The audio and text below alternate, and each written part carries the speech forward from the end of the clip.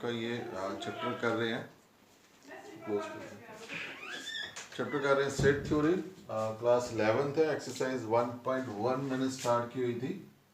So last lecture में मैंने आपको क्वेश्चन नंबर 1, 2, 3 मैंने डिस्कस किए थे, ठीक है ना। सो नो मैं यहाँ पे आज क्वेश्चन नंबर 4 और आपका 5 डिस्कस करूँगा।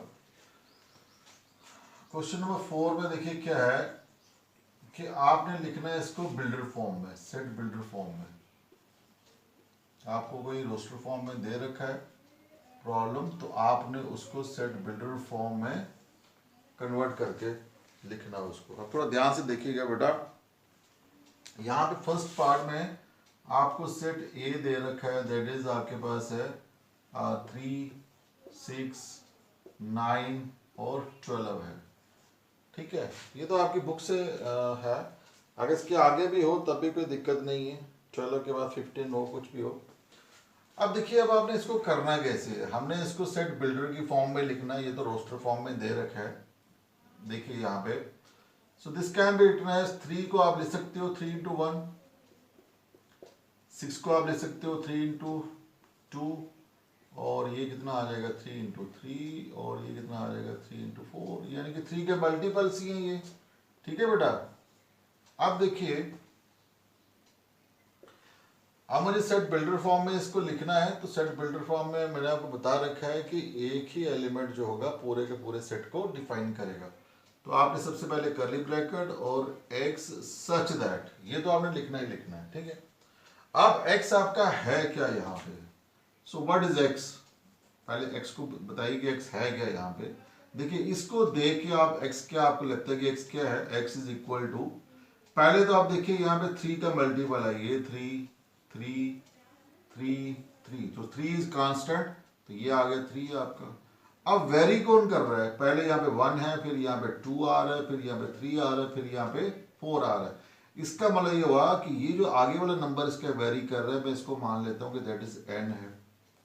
अब देखिए, जो मैंने n यहाँ पे लिखा है वो n क्या है, n इज 1, 2, 3, 4, तो 1, 2, 3, 4 कौन से नंबर होते हैं, they are called the natural numbers. तो यहाँ मैं लिखूंगा n belongs to this capital N, capital N means natural number।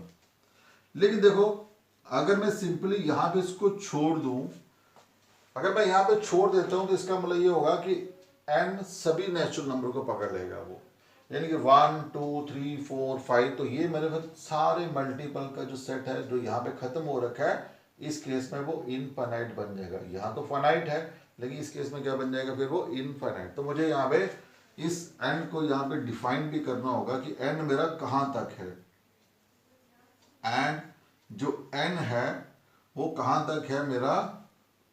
या तो आप लिख सकते हो 5 से छोटा है, या आप ऐसे लिख सकते हो n is less than or equal to 4, आप ऐसे भी लिख सकते हो n is less than or equal to 4, ठीक है।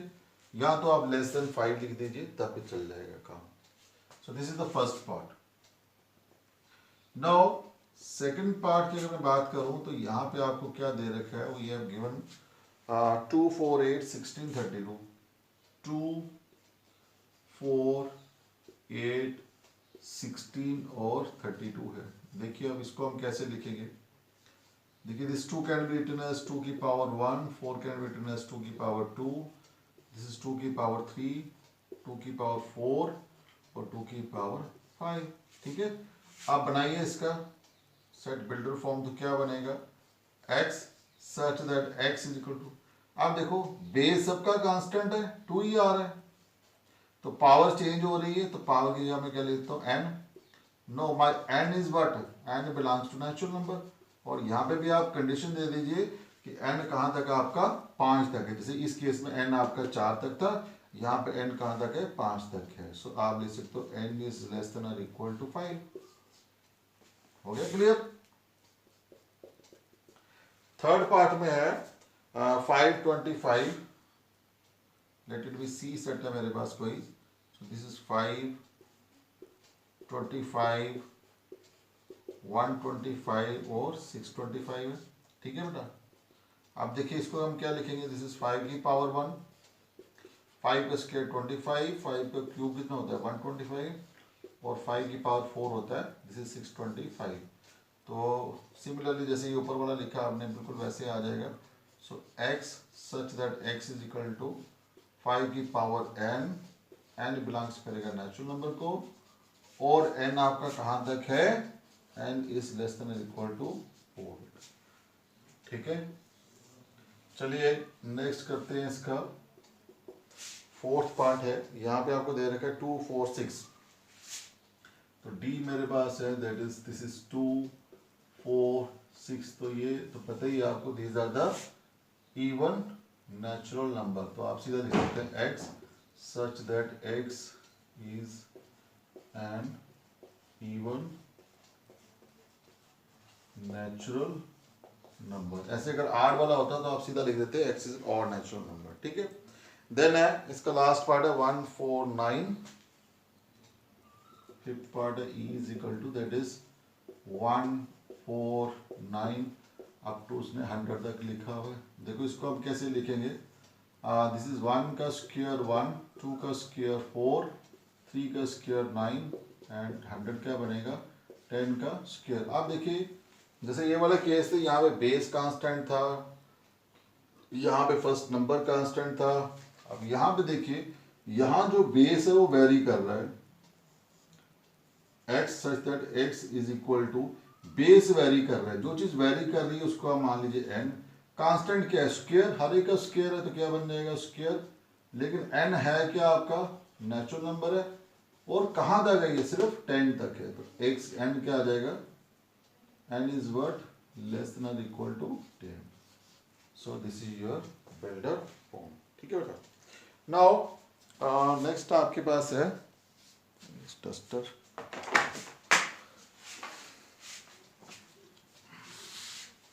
इसी के साथ मैं आपका क्वेश्चन नंबर 5 भी डिस्कस कर लेता हूँ।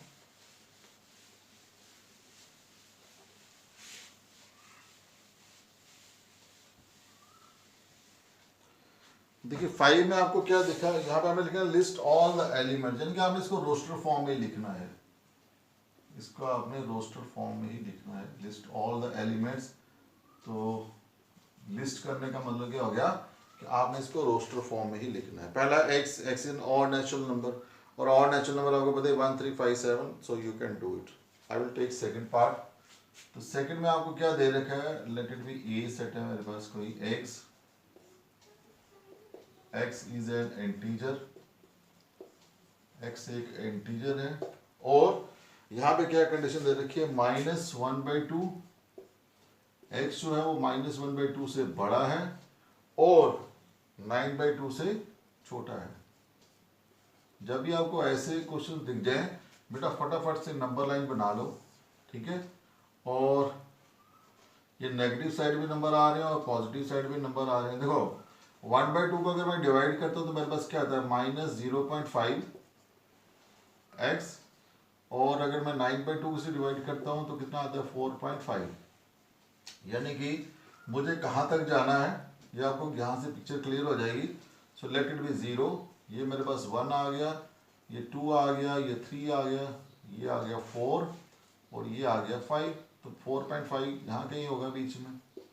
ठीक है बेटा, सो 0 आ गया, so this is -1, this is -2 आ गया।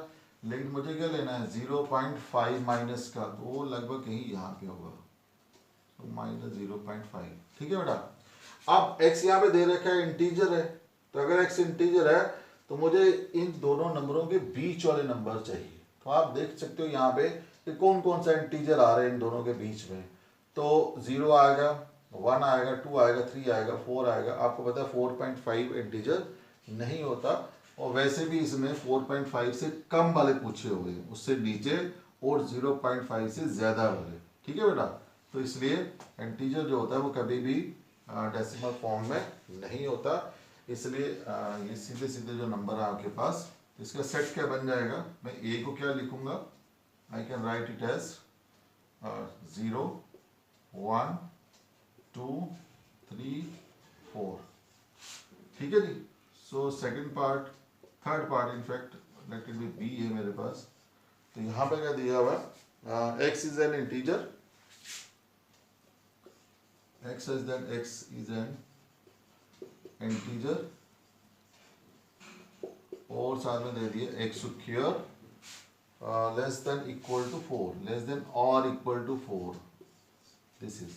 ठीक है बेटा, ये भी देखो नंबर लाइन से ही आपका सॉल्व होगा क्वेश्चन जो है। तो x एक इंटीजर है, ठीक है, लेकिन एक्स स्क्वायर जो है वो आपका या तो 4 है या तो 4 से कम है। अब देखिए यहाँ पे कौन कौन से नंबर आ सकते हैं, मैं पहले थोड़ा आपको समझा देता हूँ, उसके बाद मैं नंबर ले लूँगा। यही मैं ले लेता हूँ नंबर लाइन। आप देखिए मेरा x क्या क्या हो सकता है, देखिए -3 भी है यहाँ पे।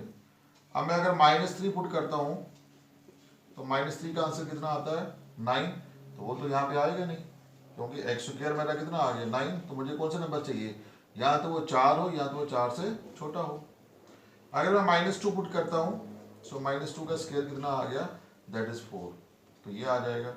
-1 का स्क्वायर कितना हो गया 1, 0 का स्क्वायर कितना हो गया 0, देन 1 का स्क्वायर कितना हो गया जी 1, देन 2 का स्क्वायर कितना हो गया 4, अगेन अगर मैं 3 का स्क्वायर लेता हूँ तो मेरे पास कितना आएगा 9। यानी कि मुझे फिर कौन से नंबर लेने हैं, मुझे नंबर लेने पड़ेंगे ये वाले, -2, -1, 0, 1 और 2, ना ही -3 और ना ही 3। ठीक है जी। सो मेरा आंसर क्या बन जाएगा बेटा, so my answer will be, क्या क्या नंबर आ जाएंगे, I will take -2, I will take -1, 0, 1 और 2। तो ये जो 4 वैल्यूज होंगी, 5 वैल्यू इनफैक्ट, ये इस क्वेश्चन को सेटिस्फाई करेगी। इसके अलावा आप कोई भी नंबर देख सकते हो, वो इस क्वेश्चन को सेटिस्फाई नहीं करेगा, प्रोवाइडेड कि वो नंबर इंटीजर होना चाहिए, क्योंकि यहाँ पे कंडीशन है इंटीजर, इसलिए मैंने इंटीजर लिए हैं। अगर वो नंबर, तो बहुत सारे नंबर इस क्वेश्चन को सेटिस्फाई करेंगे, लेकिन यहाँ बात इंटीजर की हो रही है, इसलिए मैंने इंटीजर ही लिए हैं। ठीक है, तो इस केस में ये सिर्फ 5 नंबर ही इस क्वेश्चन को सेटिस्फाई करेंगे, इनइक्वालिटी को सेटिस्फाई करेंगे। ठीक है बेटा, चलिए नेक्स्ट देखते हैं।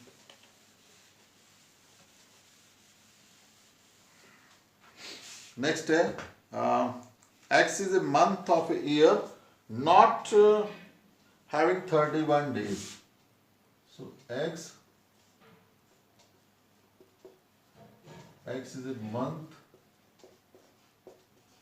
of year not having 31 days. अब देखिए, अपने पिछला लेक्चर में क्वेश्चन वो किया था जहाँ पे 30 डेज थे। अब यहाँ पे क्या बोल रहा है, वो वाले महीने बताओ जिसमें 31 डेज नहीं होते हैं।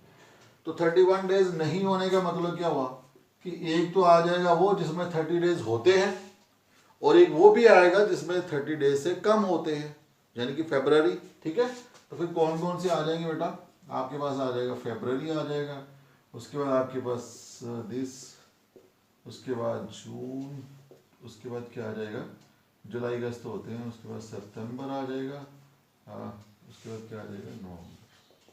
सो 1, 2, 3, 4, 5 महीने आ जाएंगे उसके इसमें। The next है X is a consonant in the English alphabet which precedes K. So what is X is a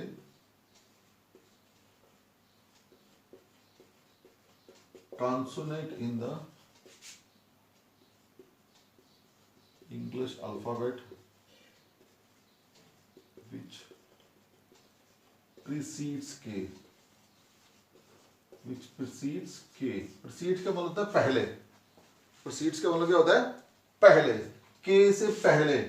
K से पहले वाले फिर क्या लेने हैं आपने, ये भी देखो आप क्वेश्चन को पहले हमेशा जो उसकी स्टेटमेंट है उसको ध्यान से पढ़ा करो। X एक कॉन्सोनेंट है, X क्या है, एक कॉन्सोनेंट है, और हमने वो वाले कॉन्सोनेंट लेने हैं जो K से पहले आते हैं। इसका मतलब क्या हो जाएगा, देखो क्या मैं A ले पाऊंगा, नहीं, क्योंकि A मेरे पास क्या है वावल है, तो मैं लूंगा B, C, D, E लूंगा मैं, E भी नहीं लूंगा, F, G, H, I लूंगा मैं, I भी नहीं लूंगा, J,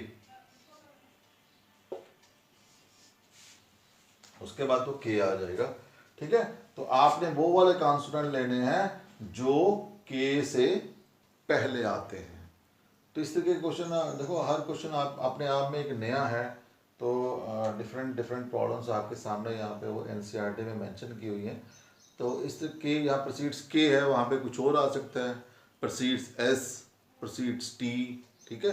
तो आपने बस इस चीज़ को पकड़ना है। अब हो सकता है कि आप क्वेश्चन ऐसा भी हो सकता है, x is a vowel in the alpha in the English alphabet which proceeds के।